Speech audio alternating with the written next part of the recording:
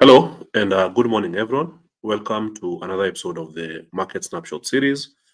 Uh, my name is Rufus Kamau, Markets Analyst at FX Pesa.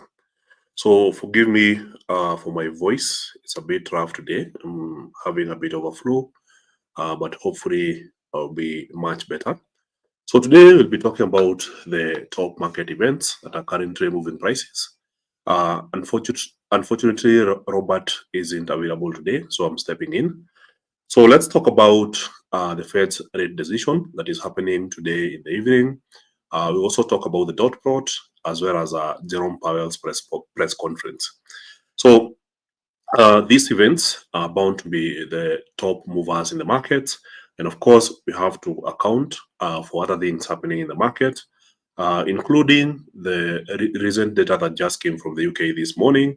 And of course, on top of that, we also be looking at the Israel-Iran war and how this is impacting the markets. So as usual, if you have any questions, feel free to raise them in the comment section and I'll be responding as we progress. So you can see a lot of you already joined. Good morning, Paul Kerry, and shout out for being the first to join and comment. You can see Kevin's journal in the house.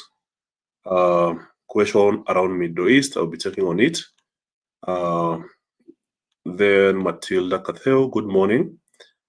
Trends KE Media, good morning. Edwin Minor, thank you. I see there's a good question. David Rateshi, thank you. Derry Mask, Noniza Jack, welcome back, Noniza. Busherian TT, thank you guys for joining. So let's get started. So remember, these sessions do not constitute any form of investment advice. They are not a recommendation to trade, so you should always do your own due diligence. So kindly give me a sec for a moment. I need to share something on X. Make sure the session is streaming live.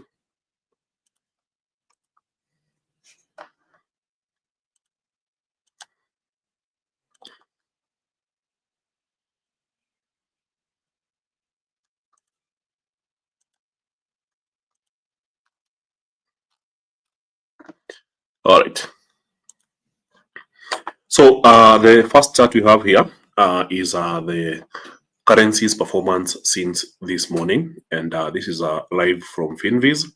So as you can see, there has been quite a performance. As we discussed on Monday, the Asian currencies, both the Australian dollar and the New Zealand dollar, were the top performing on Monday, but they have also maintained the strong bullish momentum, and today they are still the top gainers. So clearly some good bets on the two currencies against the dollar, whereas the weakest currency has been the US dollar and the Swiss franc.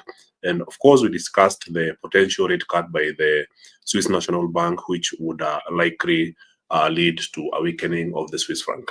So far, we have already been seeing the Swiss franc losing against the dollar.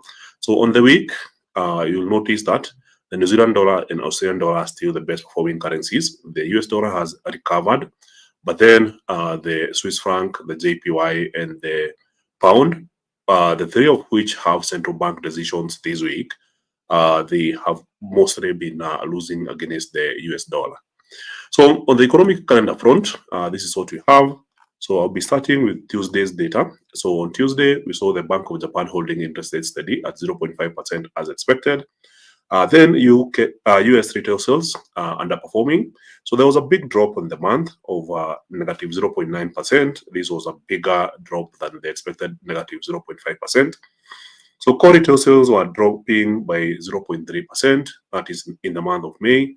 Far much bigger drop compared to the 0.2% increase expected, and also compared to the 0.0% change, which was revised from 0.1% in the prior month. So clearly, retail sales are weakening in the US economy, and this is a bad economic indicator. So when retail sales are going down, it tells you more about the consumer purchasing power.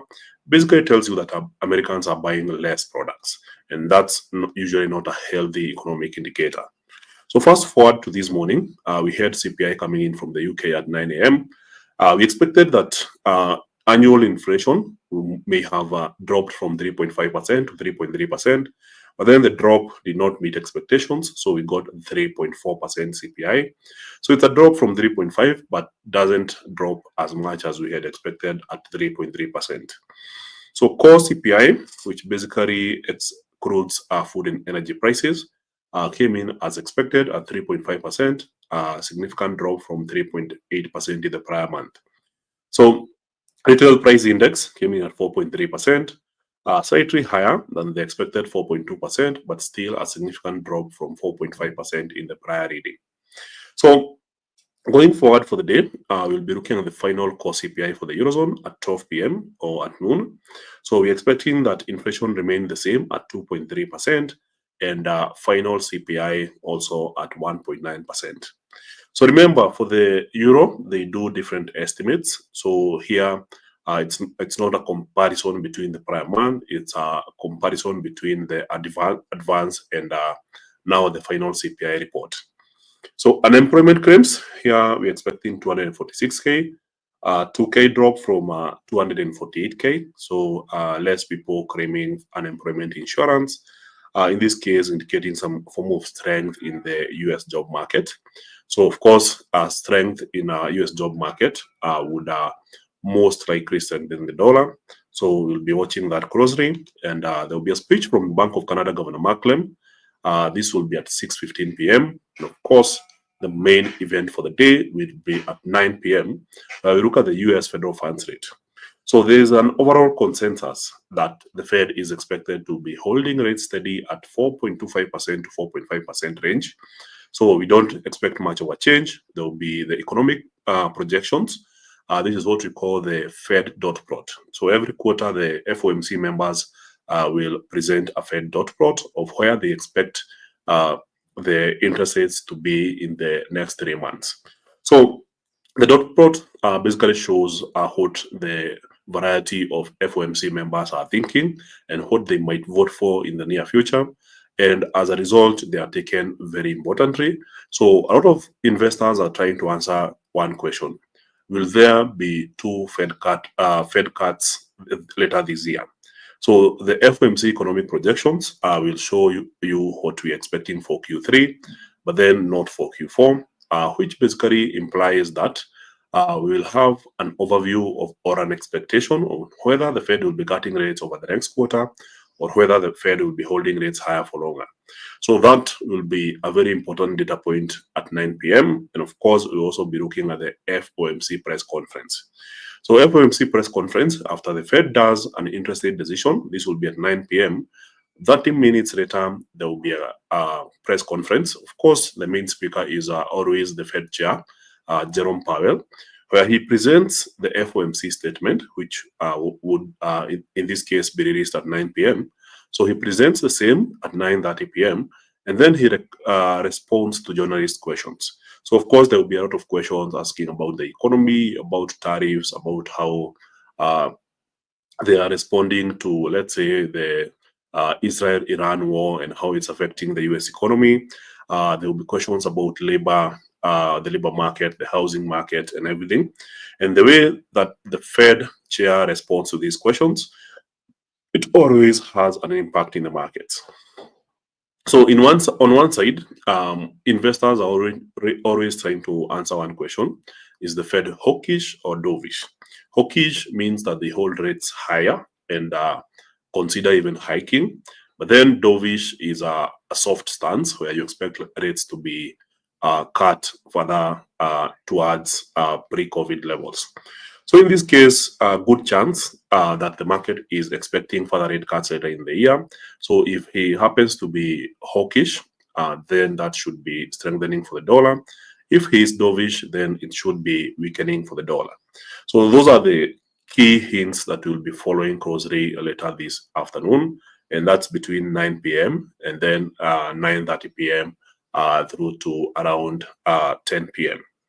So tomorrow being Thursday, we'll be having more data points before the next market snapshot episode. So we'll be getting GDP data from New Zealand very early in the morning at 1:45 a.m. So if you are an Asian market trader, make sure to check it out. It might have some big moves in early morning. Also for 30 a.m., job market report from Australia. We'll be looking at the employment change and the unemployment rate. Then in the morning at 10:30 a.m., so this will be 30 minutes before the next market snapshot, we'll be looking at an interest rate decision by the Swiss National Bank, where we're expecting a 25 basis point rate cut. So it's the only central bank where we're expecting a rate cut. So a lot of volatility will be expected on the CHF pairs, and of course the Swiss stock market index, which is now available on the FX Pesa MetaTrader 5 trading application. So later on at 2 p.m., we'll be having the interest rate decision by the Bank of England. But I'm sure we'll be discussing this tomorrow at 11 a.m. So now let's look at other things moving markets this morning. So investors and Trump are about to find out if Fed still wants rate cuts in 2025. So the Federal Reserve is widely expected to hold interest rates steady at its meeting this week, but investors will be watching for something else, whether central bank policymakers are still committed to 2 rate cuts this year. The Fed's latest round of projections released Wednesday will include the much-studied dot plot, a chart updated quarterly that shows each Fed's official's prediction about the direction of the central bank's benchmark interest rate. So the last dot plot, released in March, released a consensus among Fed officials for 2 cuts this year, as some were already factoring the uncertainties of President Trump's economic policies, in this case tariffs, into their projections. They made the same prediction last December. So many Fed watchers expect central bank officials to stick with what they have already signaled as they weigh numerous unknowns. The latest curveball came late last week as Israel's airstrikes across Iran stoked fears that a protracted war could lead to higher oil prices and inflation this summer. So this meeting will be all about the dot plot. Former Kansas City Fed President Esther George said, due to how fluid things are at the moment, she predicts that they will be reluctant to signal changes from where they were earlier. Wilmington Trust Chief Economist Luke Tilley said he isn't expecting many changes either. I don't think that the dots will change very much, and I don't think the narrative will change very much either. Right now, it's 2 cuts, and I imagine it will stay pretty much the same. So we'll be watching this cross-rate data in the evening to see what the truth really is, and of course, there will be market reaction to the same. So as of the highlights this morning, UK inflation rate edges down, in this case to 3.4%, down from 3.5% in April. So Fed expected to maintain rates focused on projections. European stocks lack direction. Of course, we saw them making a very strong rally on Monday. Then on Tuesday, a big sell-off, and today it seems like they are recovering again. So we'll be watching that. Swedish Riksbank cuts rate by 25 basis points. So in this case, for Swedish krona, the Swedish Riksbank cut its policy rate by 25 basis points to 2% in June, in line with expectations as the country's economic recovery slows and inflation eases. So Thailand exports rise the most in over 3 years, gold edges lower, and Japan exports fall for first time in 8 months. So those are the key highlights as of this morning. I'm trying to see if there's anything else we may have missed.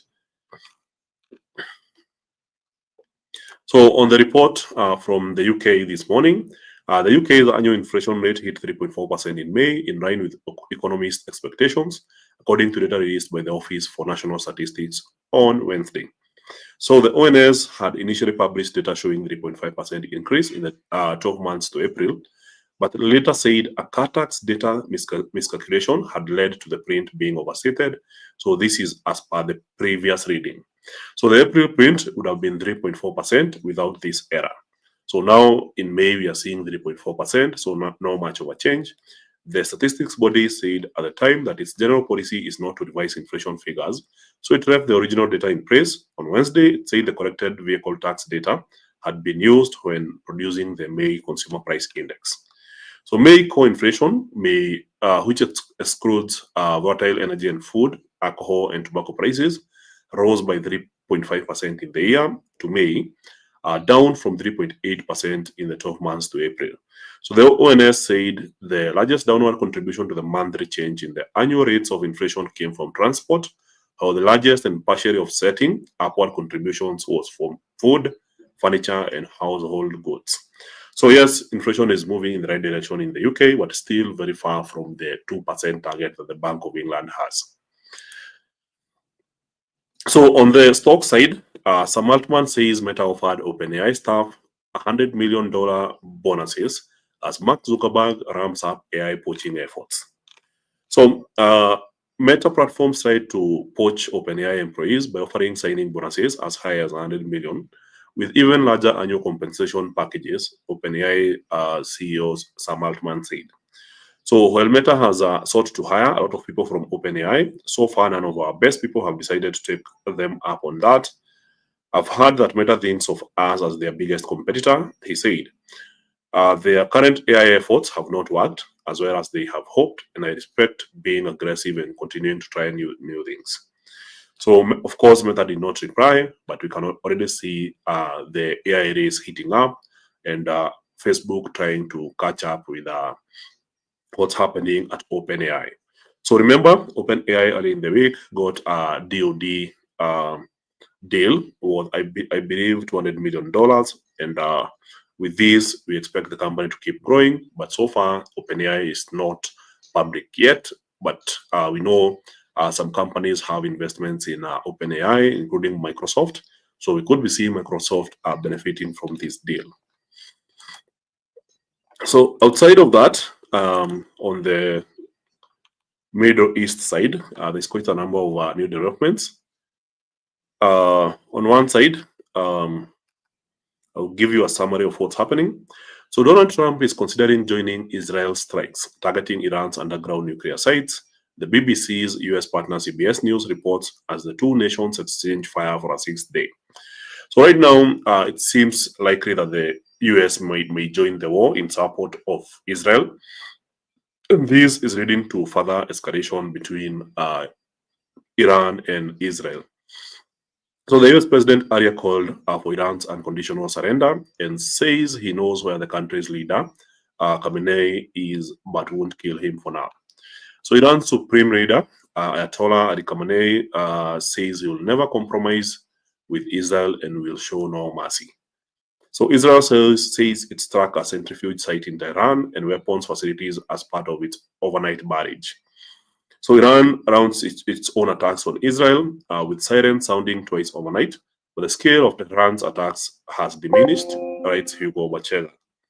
So clearly, there's a lot of developments that are happening between the two countries, and all we have been seeing is a consistent day after day barrage of missiles from Israel to Iran and from Iran to Israel. And now we are looking at the fifth consecutive day where these missiles are happening. And this is only aggravating the issue. So with now Trump close to joining the war, it basically means that there's more risk that a lot more, I would say, oil infrastructure could be struck either by Israel or by Iran. And as a result, this could create some scarcity. So we already talked about this on Monday. So for those who are just joining today, I noticed that we covered the potential impact of Iran-Israel war and the impact on oil and gold. And we mentioned that if there is a more destruction of oil infrastructure, that would likely lead to a strong rally in Brent oil prices. Also, there's also the natural gas prices. Iran is a big producer and exporter of natural gas. So also, on the other hand, there is the issue of the Strait of Hormuz area. If Iran crosses it as it had promised, then there's a likely chance that this would accelerate the price of oil, potentially moving to $120 per barrel for Brent. So we'll be watching key developments closely. So I can share the live updates from BBC on the comment section. So in case you have some time and you want to go through it, then you can check it out on your own. So from financial juice, the key highlight this morning, Iranian ambassador to United Nations in Geneva. If we come to conclusion that if the United States is directly involved in attacks on Iran, we will start responding to the US. So clearly a very strong threat from the Iranian ambassador. So outside of that, I don't think if there's any other big highlight. So Iran has prepared missiles and other military equipment for strikes on US bases if the US joins the war. So also yet another threat from Iran. Trying to see if there's anything else we missed as of this morning.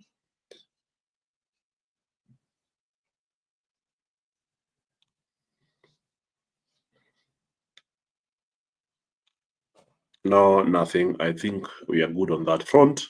And of course, for the Fed rate decision, we know that as of this morning from the interest rate traders, there's a 99.9% probability that the Fed will be holding rates steady as of this evening. So clearly, the market is pricing in with 100%, almost 100% certainty that the Fed will not be changing rates today.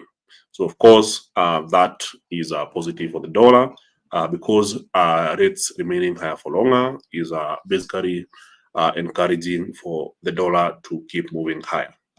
So on the next meeting, which will be on the 30th of July, you'll notice that the market is also holding an 85.5% probability. The Fed will still hold rates at the current level.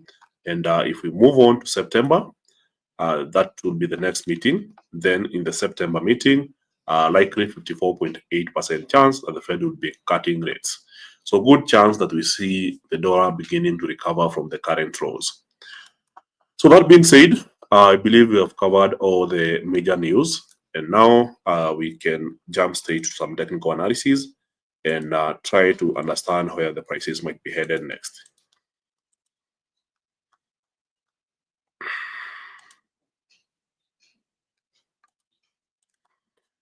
So as we get into technical analysis, I'll answer some questions here. Hello. So there is some uncertainty at Middle East where people don't know if the USA is going to enter the war. But for some reason, gold isn't breaking the all-time high. Could it be that the market? Could it be that market forecast? I would say that the US getting involved is the key. I would say it's a $1 million question. So on one side, we know that the US is already involved, mainly because there is a lot of warships, plane carriers already moving towards the Middle East since the conflict started. So it's only that there's a question of whether the US will get boots on the ground. But so far, we are seeing some form of acceleration in the war. So it's it's becoming more and more increasingly likely that the US will get involved. So in that case, we expect that out of investors could go for safe haven assets. And in that case, we could be seeing gold going for a new all-time high. So the pump hasn't happened yet. And of course, the way they marketed the event, yes, there was the initial missiles that happened over the weekend. And then if you look at all the media companies, and we know how the mainstream media works, they are all very connected. So if you see BBC, CNN, Reuters, CNBC, all of them having major highlights of the war, then there is some form of manipulation. They're trying to sell a story. And in that case, that may explain why we saw gold dropping on Monday. But then at some point, we should be expecting gold to recover and maintain its year-to-date trajectory. We have seen gold on a very strong momentum. The war doesn't change much on the trajectory of gold. Gold is still bullish, and given that war adds a premium on gold, good chance that we see gold responding positively, especially maybe this afternoon after we get the FOMC press conference and rate decision. So be on the lookout. There's still a good opportunity to perhaps grab gold at an even much lower price. So also, it's the same question here. I would like to understand why gold is dumping and not bullish. So as I mentioned, the coordinated news are all selling fear over the weekend, showing how there's this conflict between Iran and Israel, how missiles are landing on each side. It was so much coordinated that it was somehow suspect. As a trader, you would know that when there is all this narrative being pushed on social media, on mainstream media, the markets barely or rarely reacts in the direction as expected. So in most cases, you see the market doing the exact opposite for oil and then picking it up and moving as expected. So for now, just remain patient. Good chance that we'll be seeing a strong rally in the near future. So on the question of silver and the breakout, silver has been on a bullish trajectory. There's a global shortage. There's a big uptake of solar panels in China, as well as electric vehicles, which all consume silver as a raw material. And that has led to a shortage globally. And whenever you hear of a commodity shortage, then it often leads to a strong rally. So clearly for silver, we expect the market to be moving higher. So right now we are playing around 13-year highs and good chance that we see the same bullish momentum continue. So another good question here, despite the uncertainty in the market, gold is underperforming while silver is resilient. Is it a matter of supply and demand or an outright dump for gold? So for gold, it's not an outright dump. Remember, as we said, there's a lot of games being played in these markets. We have seen it happen since Trump became president. For instance, you have seen the Swiss franc. So let's just begin digging right away. So I'll begin with the Swiss franc, which is one of the currencies that is bound to be impacted by a rate decision tomorrow morning. So here, notice that since the week started, the dollar has been gaining against the Swiss franc. So here was the price action on Friday, a sharp drop followed by recovery. Then on Monday, a sharp drop followed by recovery. Tuesday, even higher bullish momentum. And today we started with a gap down and the price is even pushing higher. So we are testing yesterday's high and a good chance that the market likely continues to push higher. So this is a resistance area that has been held for quite a while.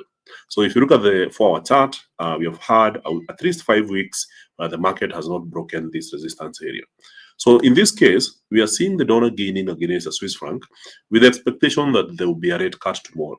So today, we could be seeing the dollar continuing to push even higher against the Swiss franc. And then once they make the announcement about an interest rate cut tomorrow morning, then you see the Swiss franc strengthening. And that has been the story since the year started. So you'll see a currency weakening ahead of the announcement. And once the announcement happens, then it does the exact opposite. So then we will be back here on the same session and they'll be like, you guys will be like, whenever there is an interest rate cut, logically, the currency is supposed to weaken. But then what we are seeing in practice is that the currency weakens way ahead of the announcement. And then once the announcement happens, the market moves in the opposite direction. So kind of think the same way with gold. So whenever there is war, and we have seen it over and over again, notice how gold has been forming new highs. So April 2020, there was a COVID announcement. Gold made a strong rally. But then this rally didn't happen right in April. It happened in August. So it takes some time, but it eventually plays out. So Russia going for Ukraine, a new high in gold. I believe this was 2022, if I'm not wrong, and this has been always the case. So now notice what has been happening with gold. Gold starts the year at around what? This was 2792, rallies all the way up to 3500, and then pulls back. So for the whole of last month, gold was on a pullback. If you go to the 4-hour time frame, we saw gold trading in this particular channel here, moving further downwards, and then it eventually broke towards the upper side, and this was on the 2nd of June. So after breaking, hitting a new high here, pulling back, retesting the trend line, and then accelerating higher to a previous high, which was 34.37. Then we saw the market pulling back again, retesting a previous high, and now turned into a support. and now the market has been playing there for a while. So in this case, you look at the 1 hour time frame, there's a lot of oscillation here, up, down, up, down, up, down, more looks suspect, more of a consolidation. So yes, there's these sharp drops. So notice the similarity between this and the sharp drop here. I believe this was around London Open yesterday. Then New York Open. Then you see the drop happening earlier this morning on Sydney. And now we look at Tokyo, and we are just entering London. So there's been this sequence of sharp drops happening over and over in gold. So, but then every time there's a sharp drop, gold responds immediately, and buyers are just catching these lows and buying even more. So notice the most recent swing that happened during the Tokyo session moved from the upper trend line, a sharp drop, but did not get to the previous, I would say, four lows. So immediately from there, we saw a bounce, which basically means that some bullish momentum trade is being set up. So eventually, this will likely be a scenario where there's maybe wiping some liquidity here. As usual, we have seen it happen over and over again with gold, and then perhaps we even head for a new all-time high. So I'll be on the lookout for a similar kind of performance in gold. I don't know if we have had that in recent days before getting into a strong rally, but it's usually very common with gold. So it does something like more of consolidating for a while, and then it makes a big jump after grabbing some liquidity. Yeah, I would use this as an example here. Gold is just moving sideways, nothing much is happening, but then it grabs some liquidity, some stops that were lying low around this area here before making the big move all the way up. Sorry, before making such a big move. So notice how like consolidation, a sharp drop, and then a strong rally. So we could be seeing something of similar sorts. Maybe a sharp drop and then eventually jumping and continuing with the original trend, which most likely is continuing in the bullish trajectory. So outside of that, I believe we have done use this Swiss franc, we've done gold, and now we look at the UK 100. So the UK 100 seems to be a bit noisy, but also there's a key theme that we can observe in this chart. So from the 15-minute chart, this is how it looks like. So basically from yesterday, there's these sharp spikes towards the lower side, which are almost always met by bullish momentum. So every time the market attempts to push below these, it fails, and eventually we get to see a good jump. So I would be more inclined to be looking for a bullish position, given the amount of long tails that we are seeing around these areas here. Indicating that anytime the markets, the prices go low, buyers come in and push the prices higher. So for the pound, we had quite momentum here. So on Monday, we projected that we would see the market testing this area here. It played out as expected. Tuesday, we see a big sell-off in the pound, and then Wednesday now we see the pound rebounding again. So with inflation being on the drop at 3.4%, but nowhere close the 2% target, and a Bank of England rate decision coming up later in the week. So we're expecting that the Bank of England will be holding rates steady. Holding rates, and rates are still high in the UK, implies a strong pound. But then you might see the pound strengthening before the eventual announcement. So good chance that we see the pound continuing the momentum higher and perhaps closing some of these gaps, or I would say fair value gaps. So good chance that we see the pound accelerating and moving even higher, perhaps testing 1.35233. So right now we are at a critical juncture, a critical point. So you can see the market struggling around this area, which was a previous low, now turned into a resistance, but good chance that we will see the pound pushing higher. So as for the euro or the euro USD, so yes, we are still in this bullish channel on the 4-hour chart. So strong bullish momentum. Of course, we had this previous high here. Now from the 1 hour time frame, notice that Monday it got to our target, Tuesday a very sharp drop, and now we are seeing the euro potentially being bullish. So good chance that we'll be retesting the lower trend line here, but then the overall direction seems to be the bullish momentum. So good chance that we see the euro continuing the bullish momentum.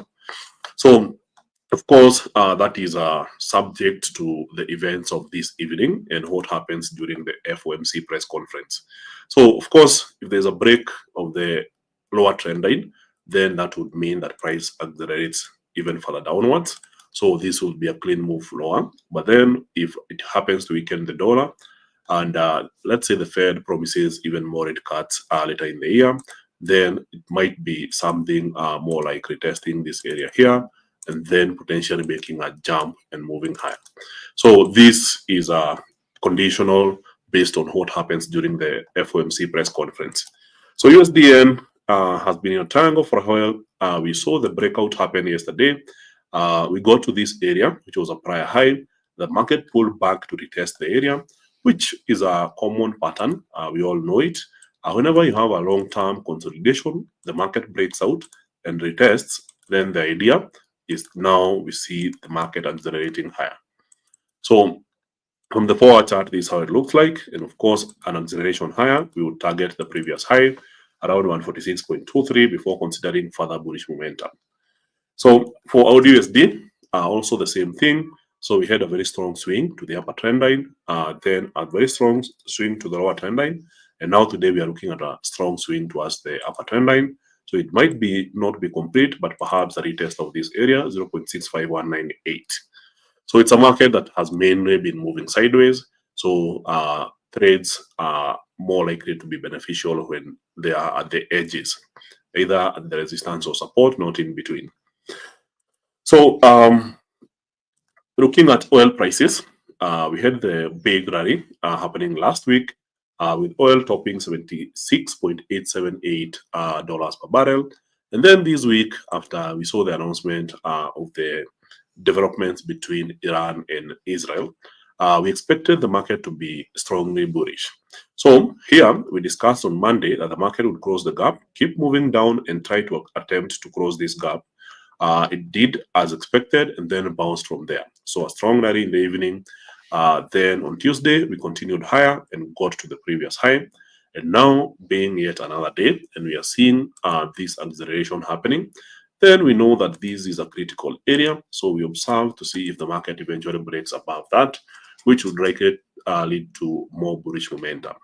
So yes, we said there's a pending risk, and the thing you have to watch is if Iran and Israel are willing to get into negotiations, because if they do a ceasefire, then all this gain will be erased pretty quickly. So all this bullish momentum in oil from $62 all the way to $76 could be erased pretty quickly. That is, if the two nations were to agree on a ceasefire and maybe some form of peace negotiations. So from the daily time frame, we knew that this was a major resistance area, so that's why there was a major drop. But then yesterday, a very strong recovery, and perhaps today we should be seeing the market breaking this upper trend line and moving higher. So US equities have been on a bearish trajectory, bearish momentum. So we mentioned that yesterday there was the issue of retail sales coming in weaker than expected.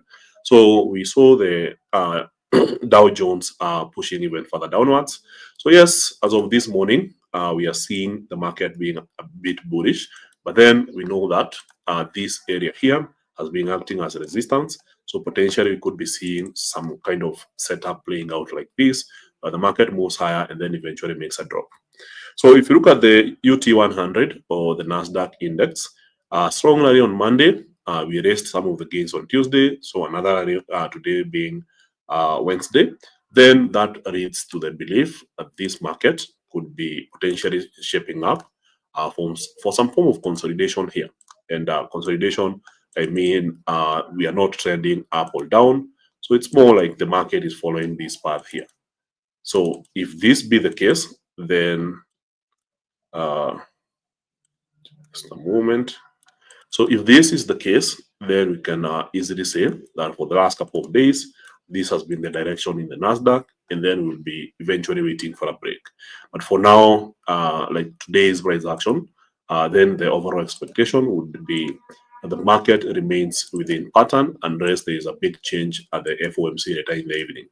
So we remain within this pattern here. So SP500 are also doing the same thing. So if you look at the lows since the low of last week and the low of this week, the high of last week, the prior week, and now the current week, we are looking at a market that is literally moving this way. So this is more of a consolidation, not a trend. So from the 15-minute chart, you can see that from Monday's high, we got to Tuesday, we dropped all the way down, and now we are moving higher. So clearly, it's a market that is moving sideways, eventually awaiting for some form of breakout. So BTC, we discussed on Monday that after the consolidation here, we expected a strong rally to this area here. And then we observed this area to see if there's a potential for an extension to 110. So we got our first target. The second one didn't play out. So yesterday there was a big sell-off that went all the way to the base of the pattern here. And then after we got here, there was a strong bounce. And now we can experience that the market is seemingly getting back on track. So without the prior analysis, now getting back and cleaning our chart, we can already see this being the low of week, this being the high of week. We can say that Bitcoin has mainly been on a bullish trajectory. So this is where we opened the week, made a strong rally, a sharp drop, and then a rally here, which indicates that there was a very strong rejection of higher prices in Bitcoin. So good chance that we remain on this kind of sideways momentum or this kind of limbo where we don't have a direction yet. So let's take it back a notch. So this is it.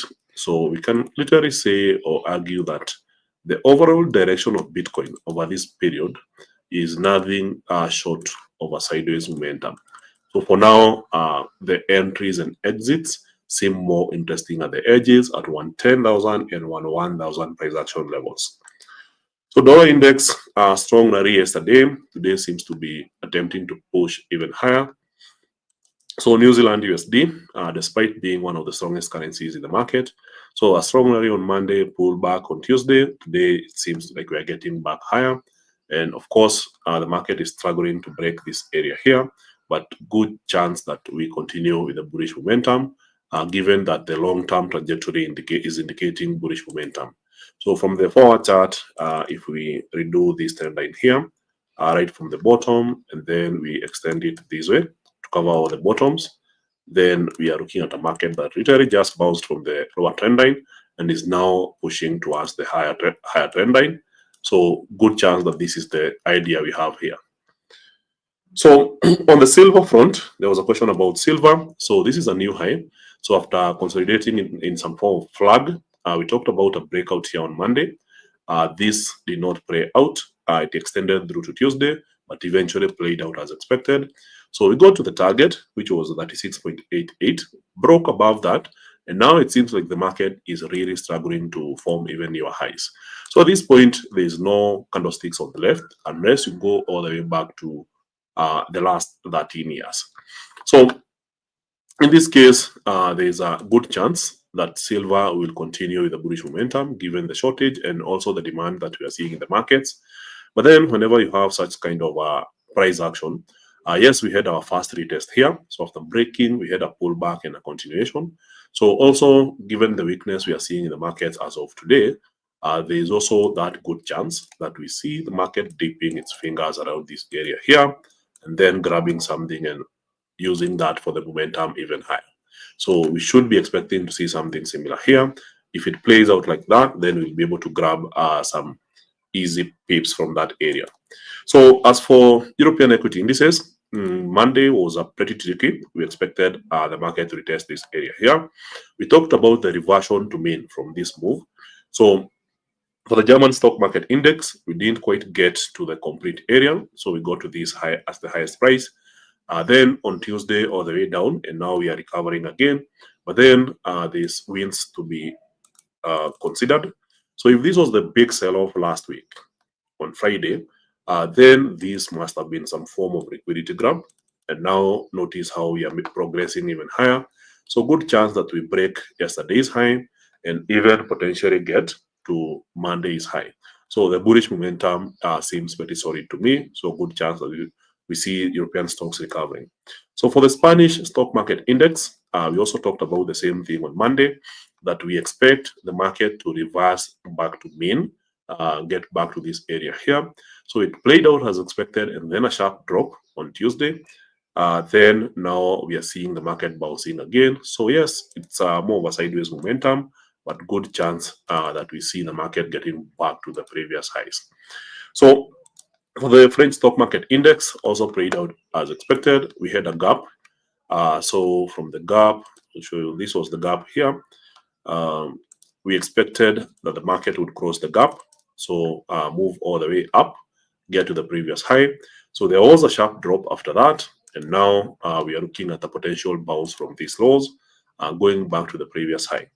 So for the Swiss stock market index, this seems to be a bit tricky. It's a market that has been trading sideways for the better part of 7 weeks, so like 7 continuous weeks. The price is just doing this, and now we get a clean break yesterday. The market gets right back onto the channel and then ends the day lower or below support. So today, it seems like we're expecting a continuation here. So from the forward chart, there's a good chance that we see a big drop from the Swiss stock market index. So the drop could be playing out as a setup for a strong bullish momentum. So remember, the Swiss National Bank is expected to be cutting rates tomorrow. So from what we have seen with the Swiss franc, currency that has been weakening to the dollar, could be doing the exact opposite on the announcement. So also same chance here that we continue seeing the Swiss stock market weakening for a while, but then tomorrow a big rally might be playing out. So for the Netherlands stock market index, it's the same thing. I wouldn't say that this market is making any progress. So it's a market that's still stuck in a sideways momentum for the last 5 weeks. So nothing more to celebrate here. So it's a market that is still moving sideways. So at some point, we should be expecting some form of breakout, but that hasn't played out yet. And of course, we have the most bullish stock market here in Europe, which is Norway. So since the week started, we have already been seeing bullish momentum. So on Monday, we got this bullish momentum. Tuesday, we pushed even higher, and today we are testing yet a new limit. So good chance that we see some continued bullish momentum. So for the Euro Stocks 50, we didn't get a complete reversion to mean, which we were expecting. So we got a decent rally here, maybe 70% of the move here. Then a big drop yesterday, and now we resume the bullish momentum. So perhaps we should be expecting to see some kind of rally towards this area here. So without being overly aggressive, good chance that some recovery test this trend right here that plays out between the highs on last week Thursday, the highs that we saw on Monday, and now potentially the bullish momentum here. So that's it for the day. Remember, we have a new episode of the Bullish Banter out and available, where we hosted a Kenyan trader who mainly focuses on US stock market. His name is Tomzi. So make sure to check out the episode on FX Pesa YouTube. So just go to FX Pesa YouTube and then click on podcasts. Then find the most recent episodes, and hopefully you get to enjoy that. So I believe I already answered this question: why should gold edge lower amidst the Middle East tensions, where we expect bullish gold? So that is already covered.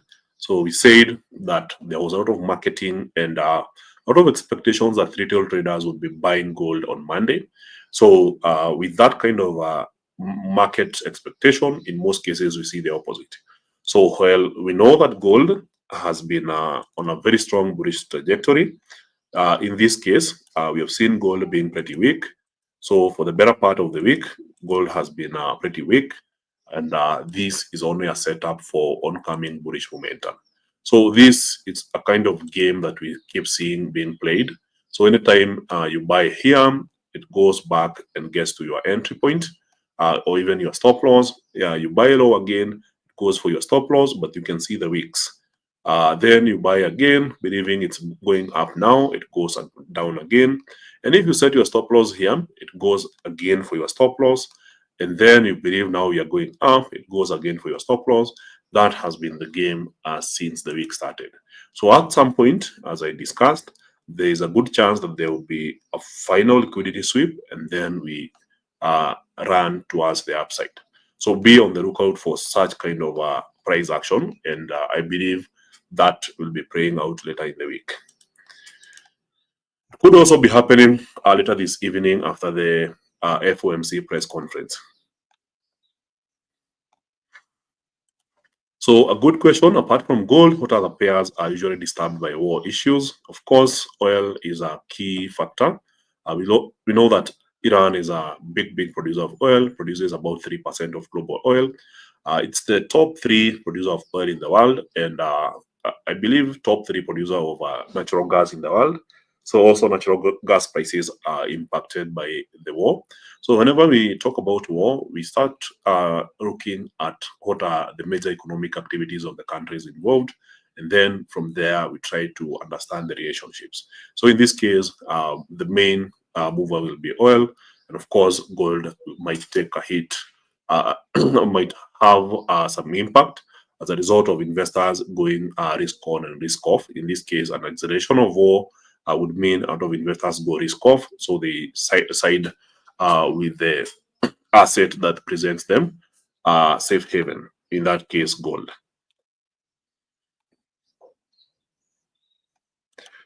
Good question. Share the scenarios on gold trend if Fed is hawkish or dovish, keeping geopolitical and tariffs priced in. So I believe this is the case. If the Fed leads to a strong dollar, let's say there will be a hold in interest rates. We don't expect much of rate cuts later in the year, then the dollar strengthens.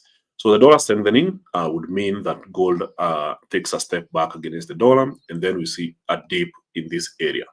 So here is what I'm looking at. The farthest we could see somewhere around 33.40. 33.40 could be like the lowest. We will be expecting gold to be losing against the USD.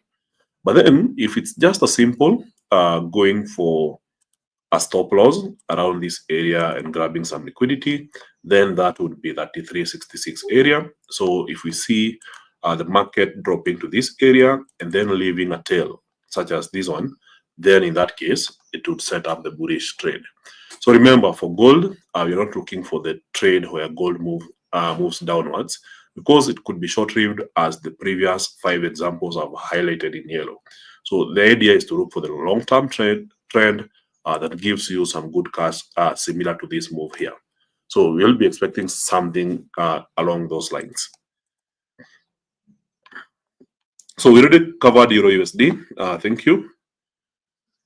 How has US tech been affected by Israel war? I don't think it has been impacted. So US tech, we are talking about the former companies that we used to call the FANG. I believe now we are calling them the Mango. Basically looking at Meta, Apple, Netflix, Google, and OpenAI. So these companies that are mainly leading in the tech sector. And so far, their sales are still good. If they have been impacted by a major economic event, that would be Trump's tariffs, but not the current war between Israel and Iran. So perhaps it's better to look at how the tariffs is affecting the companies individually. So Euro USD, AUD USD, we already covered that. So you can always rewatch this. Remember, it's live on YouTube. So once we end the session, you can go back and cover what perhaps you may have missed. So thank you very much, everyone, and I hope to see you guys on the next session. I appreciate you in the session. Remember to share, like, and subscribe. If you're watching this on X, make sure to share. If you don't have a trading account, check the links in the description below. If you're watching this on X and you don't have an account, make sure to visit FX Pesa official page and then register for an account. And we always appreciate whenever you share a comment, whenever you share a like, whenever you retweet or even share this to our WhatsApp group where you have other traders. This is always beneficial to us. Remember, keep it locked at Market Snapshots every day, Monday to Friday at exactly 11 a.m. Thank you.